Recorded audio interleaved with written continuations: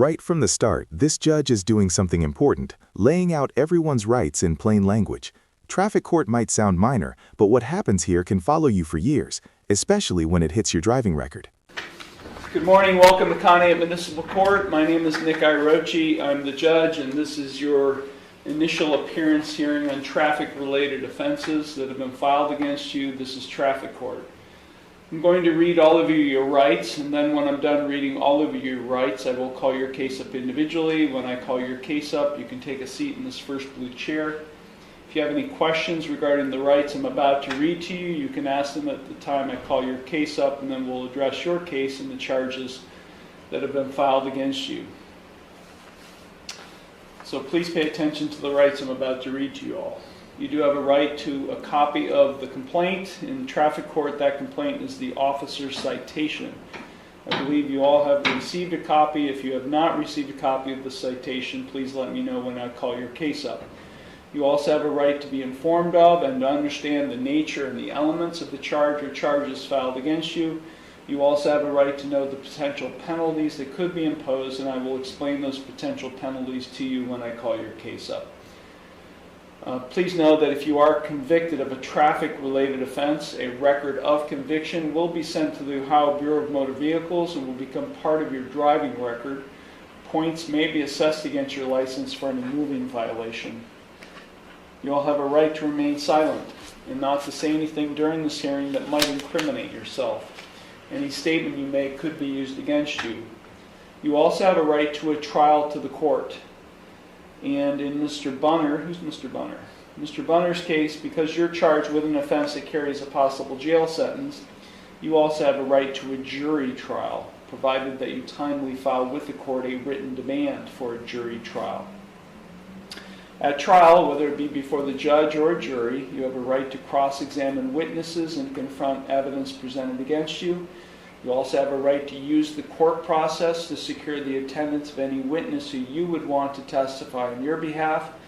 At trial, you have the right to be proven guilty beyond a reasonable doubt and a right not to testify. You also have a right to have an attorney represent you in your case. And again, in Mr. Bunner's situation, because you are facing a possible jail consequence, you do have a right to court-appointed counsel and to have a lawyer assigned to represent you only if you cannot afford one. If you do qualify for court-appointed counsel, there is a $25 application fee and a $50 cost reimbursement assessment that apply. All of you have a right to a continuance of this initial appearance hearing in order to retain the services of your own attorney or to consult with your own lawyer at your own expense. If you are convicted of any of the charges filed against you, you have a right to appeal the conviction or sentence. That must be done within 30 days of the conviction. And again, in Mr. Bunner's case, you do have a right to court-appointed counsel in the Court of Appeals if you receive a jail sentence and cannot afford a lawyer. Now, if any of you plead not guilty to any of the charges filed against you, I will set your case for further proceedings after today, and I will set a bond. A bond is set by the court to ensure your appearance at all future proceedings, and today you have the right to a reasonable bond. If you are not a citizen of the United States, you are hereby advised that conviction of the offense to which you could be pleading guilty or no contest may have the consequences of deportation, exclusion from admission to the United States, or denial of naturalization pursuant to the laws of the United States. Now, each of you have 3 plea options available with respect to each of the charges filed against you. You can either plead guilty, not guilty, or no contest. If you plead guilty, that is a complete admission by you to the offense charged. If you plead guilty, the court will find you guilty, and then I will impose sentence. The second option is you can plead not guilty.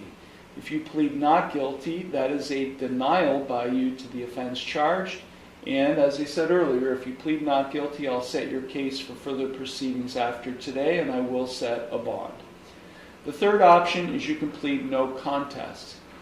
If you plead no contest, that is not an admission of your guilt. but it is an admission by you of the truth of the facts alleged in the complaint filed against you. If you enter a plea of no contest, this court will find you guilty, and I will impose sentence without any evidence being presented against you. However, the plea of no contest cannot be used against you in any later civil or criminal proceedings.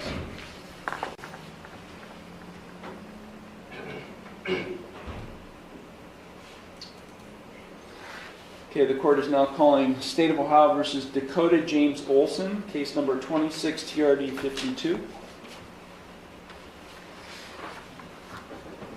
Good morning.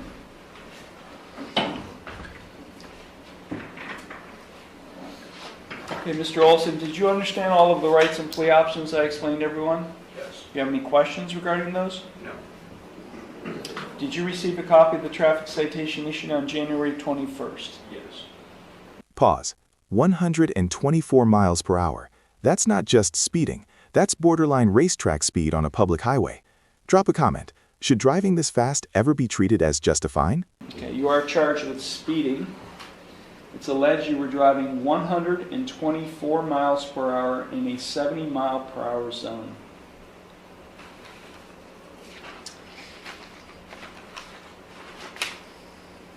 That is a minor misdemeanor, punishable by a maximum $150 fine and court costs. Do you understand that? Yes. If you're convicted of this offense as well, because this is 30 miles over the posted speed limit, you would receive greater points against your license than a typical speeding charge. Do you understand that? Yes. So with respect to this charge of speeding, 124 in a 70 mile per hour zone, how do you plead? I plead guilty. You understand by pleading guilty that you're waiving all of those trial rights I explained to you earlier. Correct. Okay. You'd also be waiving your right to an attorney. Is that what you wish to do? Correct. Are you entering this plea knowingly and voluntarily? Could you repeat that again? I'm sorry. Are you entering this plea knowingly? Do you understand everything that's happening? Yes. Yes. Are you entering in this plea voluntarily? No one's forcing you to do it? Yes. Okay. The court does find that the defendant has pleaded guilty to the original charge to be knowing, voluntary, and intelligent. The court will accept the guilty plea, and I will therefore find him guilty of this offense. Okay, I'm now going to impose sentence, Mr. Olsen. Give me 1 second. I want to make sure of something before we proceed.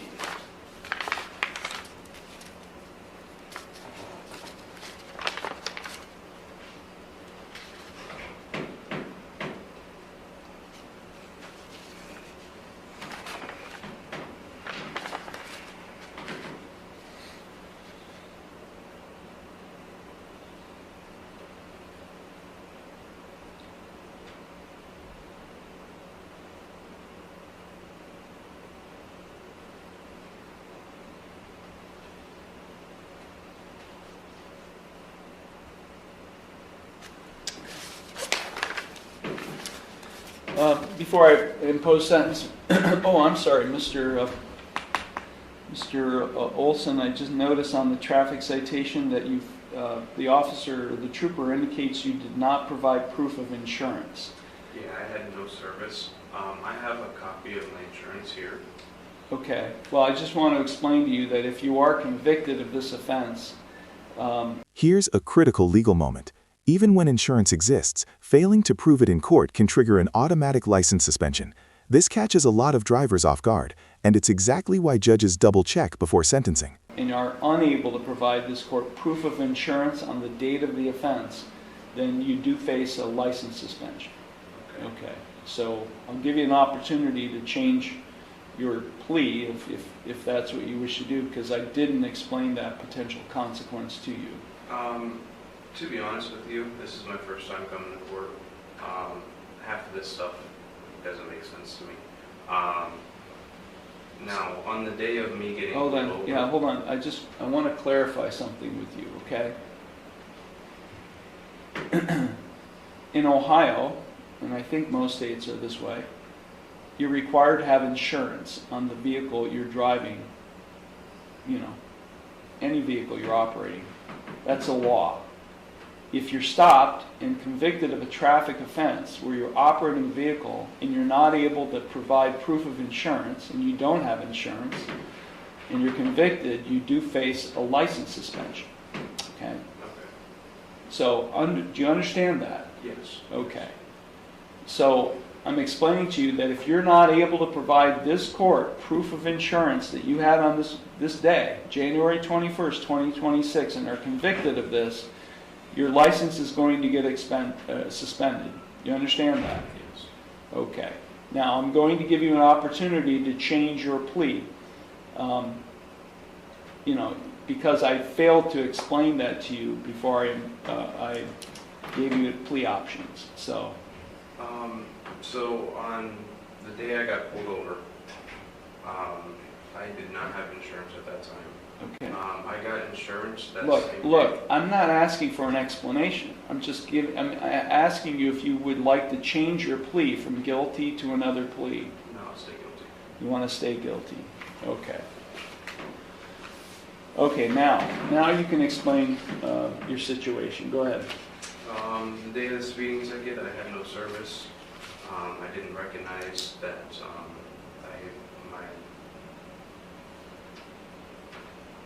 sorry, Your Honor. I didn't realize my insurance was expired. So I got to work that day, and as soon as I got to work, I got insurance. How long had you been on license? How long had your insurance been expired? I'm unsure with you, to be honest. Is there anything else you want to say before I impose sentence? No. Okay, the trooper wrote a brief narrative. He indicates in the narrative that the defendant was traveling eastbound on I-90 in the left lane near the mile marker 226 at a high rate of speed. I was unable to get a check on his speed, but was able to turn and catch up to him near the mile marker 232. As I was directly behind the defendant, he accelerated to 124 miles per hour in a 70 mile per hour zone once traffic cleared. The defendant was checked with front-moving radar. I activated my lights, initiated a traffic stop. Upon approach, the defendant stated he was late for work at Montrose. A leads check showed it was his second offense in a year. He issued a citation, and he was apologetic for his speed. Anything in that statement you disagree with? No. Okay, the court will impose the maximum fine of $150 plus court costs. Total fines and costs will be $302. I'm also ordering that you provide proof of insurance on the date of the offense to the clerk no later than the close of business today. If you're not able to provide proof of insurance, you're going to face a non-compliance suspension with the Bureau of Motor Vehicles. No one. This is the judge shifting gears from calm to firm. Courts take extreme speeding personally because it puts everyone at risk. Notice how the tone changes once public safety comes into play. I don't care how late you are, should be driving 126 miles per hour, 56 miles an hour over the posted speed limit.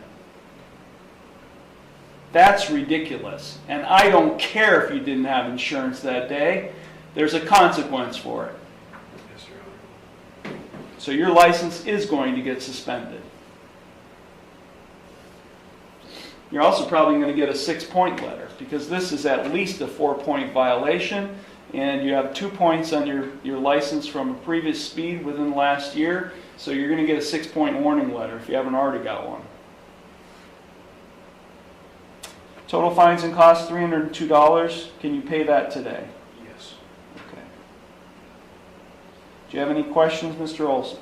No, Your Honor. Okay, so when you leave the courtroom, you're going to go out the door, make a right, and the clerk will take care of you at the window. Okay, thank you.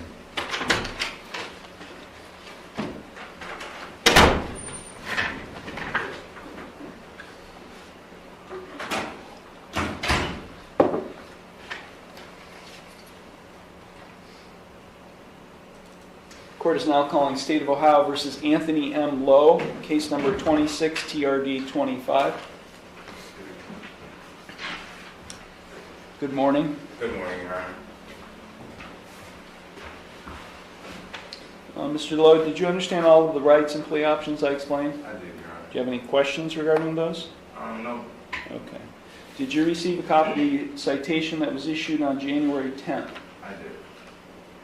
You are charged with one count of speeding. It's alleged you were driving 93 mile per hour in a 70 mile per hour zone. That is a minor misdemeanor, punishable by a maximum $150 fine and court costs. Do you understand that? Yes, sir. And how do you wish to plead to this charge?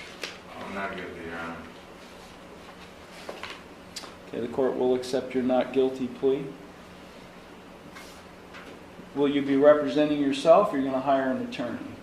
I can't really afford an attorney right now, and I'm not sure how this Ohio stuff goes, because I'm from New York. I was just trying to figure out how I can get this concluded as soon as possible, or some leniency with my return date, because it's kind of hard to get out here. Well, you pled not guilty, so I'm going to set this case for another hearing after today. I'm going to note that you're representing yourself.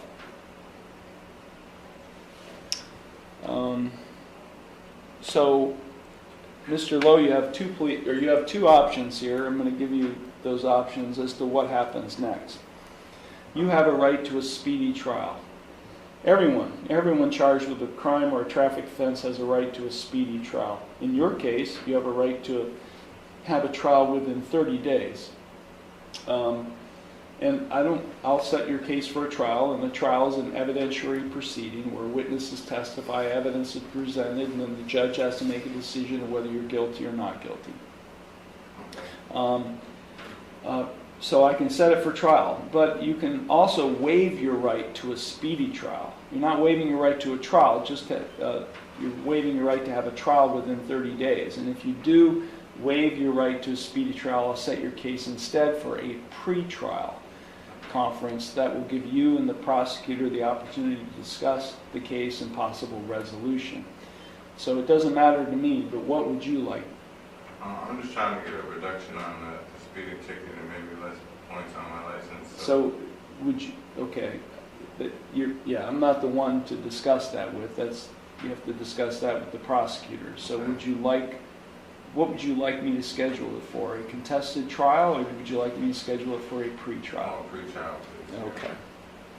I'll indicate to the clerk that we'll set this case for a pre-trial if the defendant signs a time waiver, which you would do at the window. So your address is 387 Joe McCarthy Drive, Amherst, New York? Yeah, well, my mailing address is different from that, though. What is your mailing address? 26 ALCOTT Court, Tonawanda, New York, 141. Okay, let's start all over again. 26. Yeah, 26 Alcott, ALCOTT. Okay. Court, CT. Okay. And then Tonawanda, New York, 14150. 14150. 150.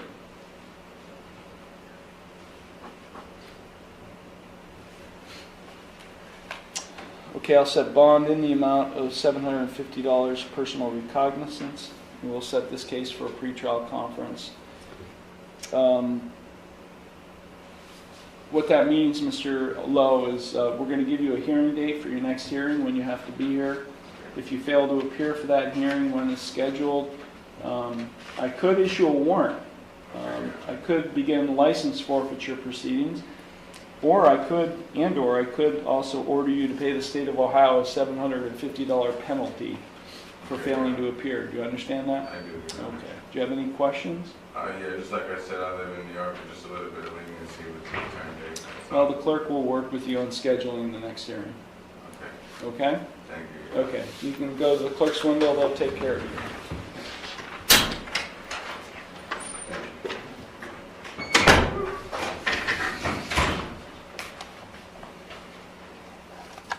Court Court is now calling City of Conneaut versus Preston Johnson, case number 26 TRD 62.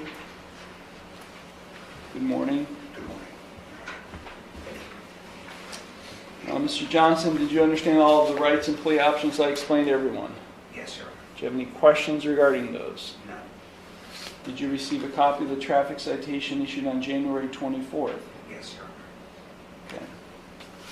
You are charged with one count of driving under FRA suspension. That is an unclassified misdemeanor. If convicted of this offense, you face a maximum 500 hours of community work service, a maximum fine of $1,000. Do you understand the maximum potential penalties? Yes, sir. And how do you wish to plead to this charge? No contest, sir. You understand by pleading no contest that you are waiving all of the trial rights I explained to everyone earlier. Yes, sir. You'd also be waiving your right to an attorney. Is that what you wish to do? Yes. Are you entering this plea knowingly and voluntarily? Yes. Okay, no contest pleas are unique. Before I can accept the no contest plea, the law requires me to obtain an explanation of circumstances. So tell me what happened on January 24th that led to this citation. I was home off of work, and my fiance had gotten a ride from her friend to go to work. They work at the same place, and the sister of her that stays at our house was out in Madison at another residence, and she was usually the person who gives me rides anywhere if my woman is not home. My daughter, it was her birthday. She had spent the night at a friend's house, and she called her mother and let her know that she was uncomfortable there, that something was, just off. She didn't feel comfortable and she wanted to come home. And her mother let her know that she was not home at the time and that Daddy was home, but Daddy didn't have a means of getting to her. So it was right around the corner, I was told. So I got in the car and drove. I didn't know exactly where she stayed, but I knew right around roundabouts where she stayed. And as I was driving, there was 2 cops pulled up behind me. I had made a U-turn at an intersection which I wasn't supposed to be doing, but I was trying to find my daughter. And she ended up coming to the car after I got pulled over. This is one of those moments where law and real life collide. The court hears an emergency, but legally, intent doesn't erase a suspended license. Should emergencies ever change the outcome? Let me know what you think. The officers issued me the citation at that point, and that's what happened.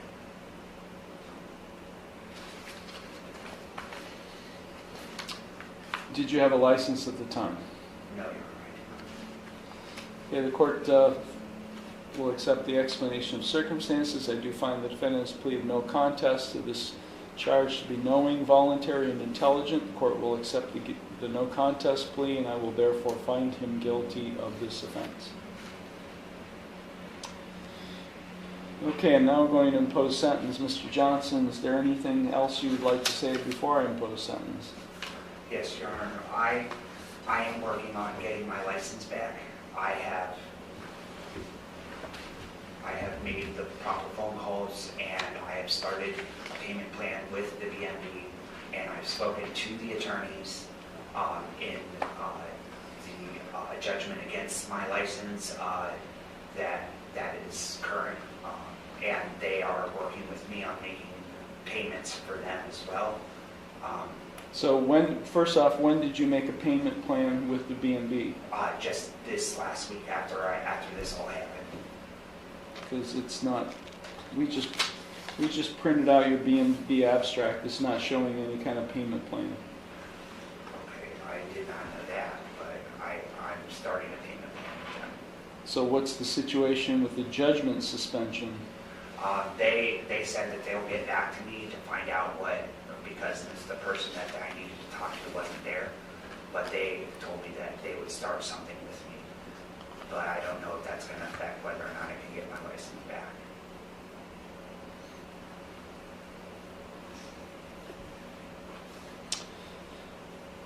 Okay, Mr. Johnson, I'm going to defer sentencing today. I'm going to set the sentencing in about 30 days to see what the status of your license is and to see if progress is made on you getting your license back. So I'm not going to sentence you today. I will defer it for roughly 30 days, and we will give you a sentencing date at the clerk's window before you leave, okay? In the meantime, I'll set bond in the amount of $1,000 personal recognizance, and we'll give you a sentencing date at the clerk's window.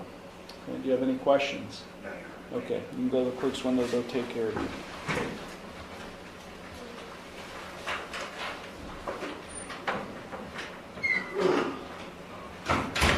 Sir, you forgot his hat.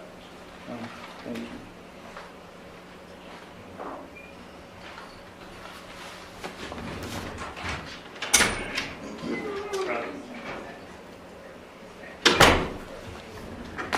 Step forward, sir. You can take a seat.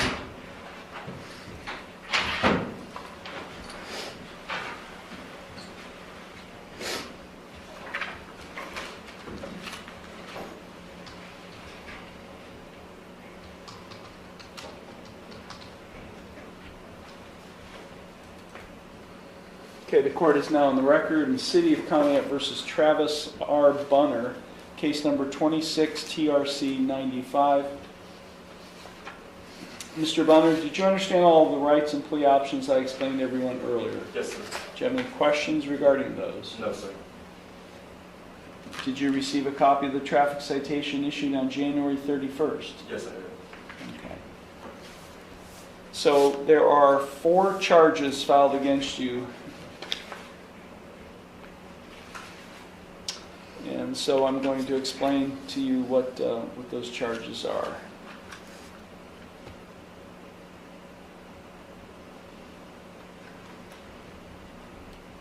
One second.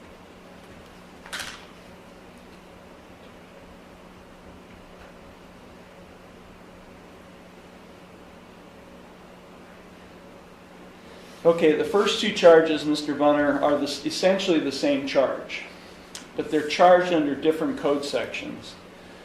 But the first 2 charges are operating a vehicle under the influence of alcohol, drugs of abuse, or a combination thereof. Now, one of the first charge of OVI is just based on general circumstances. It's what we call under the A1A section of 333.01 of the codified ordinances of the City of Conneaut. And it just generally alleges that you were under the influence. The second charge is based on the breathalyzer, the alleged breathalyzer result of a .162. So again, both of them have the same consequence. Whether you're convicted of one or the other, they have the same consequence, and I'm going to explain those consequences to you. This is, the court finds, a first offense within 10 years. So you do face, if convicted of either of these charges, a minimum 3 days in jail, or in lieu of the 3 days in jail, a 72-hour driver intervention program, up to a maximum 6 months in jail. Do you understand the range of incarceration? Yes, sir. The minimum fine you face is $565, up to a maximum fine of $1,075. Do you understand that? Yes, sir. The court could, I'm not required to, but I could order you to obtain an assessment for any drugs or alcohol or even mental health problems, and I could order you to comply with any recommended course of treatment as a condition. Do you understand that? Yes, sir.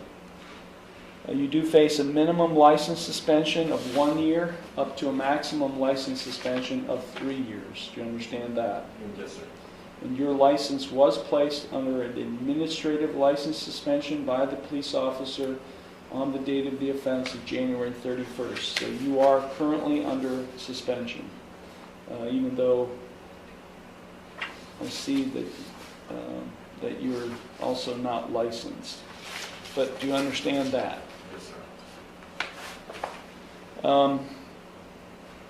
If I were to give you driving privileges during the period of your suspension, you're not entitled to any driving privileges for the first 15 days of your suspension. Do you understand that? Yes, sir.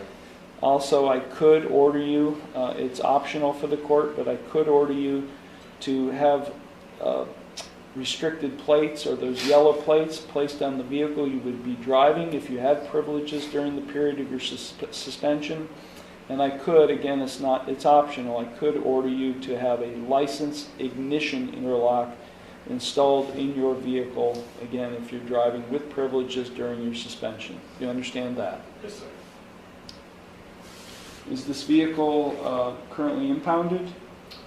I think so. We do see there was an accident.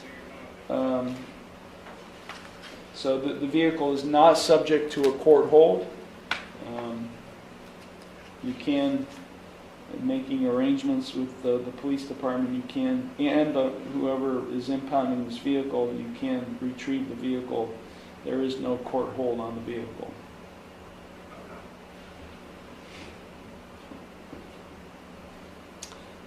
If convicted, this is a 6-point violation against your license. Do you understand that? Yes, sir. Also, if you're convicted of OVI, you have to understand that OVI convictions are not sealable or expungible from your record. They remain with you for the rest. This is huge. OVI convictions never disappear. No sealing, no expungement. This is a lifetime mark, and the judge makes sure the defendant fully understands the long-term consequences before anything moves forward. The rest of your life. Do you understand that? Yes, sir. Also, if you're convicted of OVI in this case, and then you're charged with OVI at any time in the future, this conviction of OVI could serve to enhance the severity of any future OVI charge. In other words, a future OVI charge would be made more serious in nature because of this conviction. Do you understand that? Yes, sir.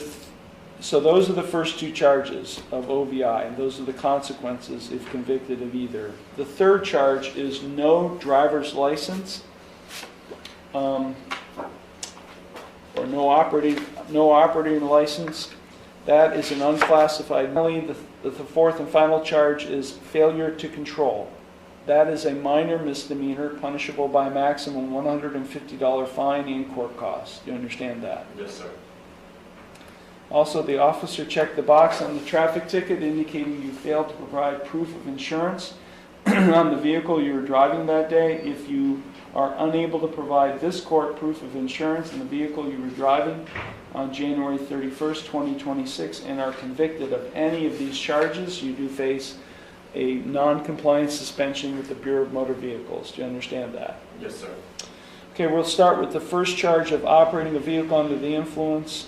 This is based on general circumstances, not the breathalyzer, just general circumstances. How do you plead to that charge? Not guilty. The second charge of operating a vehicle under the influence, this is based on the breathalyzer result of, alleged breathalyzer result of .162. How do you plead? Not guilty. The third charge of no operator's license, an unclassified misdemeanor. How do you plead? Not guilty. And the fourth charge of failure to control, a minor misdemeanor. How do you plead? Not guilty. Okay, the court will accept your not guilty pleas. The court is in receipt of a financial disclosure form completed this morning with the Public Defender's Office representative. Are you asking this court to appoint an attorney to represent you? Yes, sir. Okay, I do find, based on the information contained in the form, that you do qualify for court-appointed counsel, and I will appoint the Public Defender's Office to represent you in this case. Thank you, sir. Are you living at 556 Wrights Avenue in Conneaut? Yes, sir. How long have you lived there? For about 6 years now.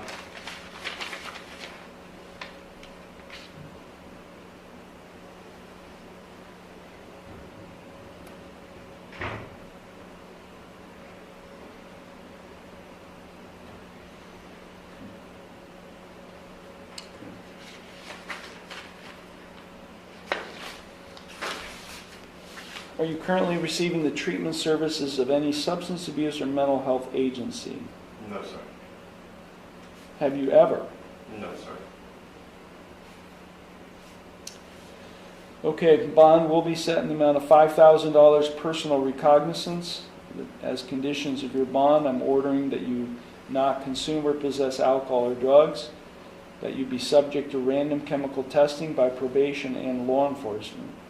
I am ordering as a condition of your bond that you undergo an alcohol drug assessment with the Lake Area Recovery Center, and if they recommend any treatment based on that assessment, that you are ordered to successfully comply with any recommended course of treatment. I will set this case for a pretrial conference in the near future when the public defender and the prosecutor are available to handle your case. So what that means, Mr. Bunner, is you're being released on your own recognizance. We're going to give you a hearing date at the clerk's window of your next hearing. If you fail to appear for that hearing, or if during the pendency of this case you fail to remain drug and alcohol free, or if you fail to undergo an assessment with the Lake Area Recovery Center and successfully comply with their recommended course of treatment, I could revoke your bond. I would issue a warrant for your arrest, and then I could order you to pay $5,000 to the city of Conneaut as a penalty for having violated the conditions of your bond. Do you understand all of that? Yes, sir. Do you have any questions? No, sir. Okay, so you'll go to the clerk's window and they will take care of you, sir. Thank you. Thank you. Have a good day. Oh, do you need my... Sorry, I have one question. Do you need my insurance? Hold on. Go ahead. Do you need my insurance today? You can provide that at any time. At any time? If you have it available today, I would highly recommend you provide it. Okay, thank you. The vehicle was a rental, so would we have to contact the rental service for the insurance? Yeah. Okay. Thank you. Thank you.